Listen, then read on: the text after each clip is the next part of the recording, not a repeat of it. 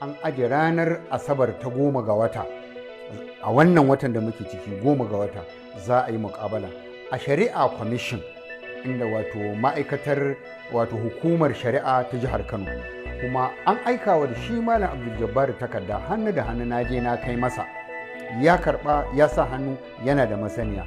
Na je wajen waɗannan haɗakar malamai coalition of ulama, shi ma na kai wa shugabansu Malam Abdul Wahabi, ya karba hannu da hannu, yana da masaniya. Don haka yanzu za mu je a ci gaba da shirye-shiryen yadda za a ba da tsaro da yadda za a yi taron nan lafiya, a kawo Malam Abdul Jabbar ya zo wurin nan lafiya ya koma gidansa lafiya, su ma malaman su zo wurin lafiya su koma gidansa lafiya. Duk gwamnati ta yi wannan tsarin yadda ba za a samu abu ba. Abin da ake da bukata shine mutanen gari su saurara su kuma ji abin da zai wakana. Kuma a gurin an yi tsari yadda ba za a ci mutuncin wani ba, ba za a taba wani ba, ba za a torzata wani ba, za a yi muƙabalan nan ta ƙa'ida.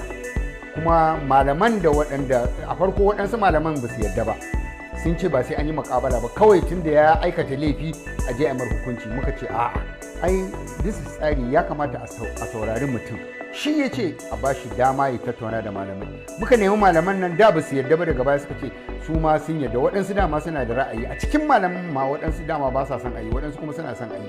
To duka dai yanzu an haɗa akan cewa a saurare shi, a ji abin da zai faɗa, a warware masalan nan, mutane su koma a samu zaman lafiya a jiha, a samu zaman lafiya a ƙasa, a samu zaman lafiya a musulunci.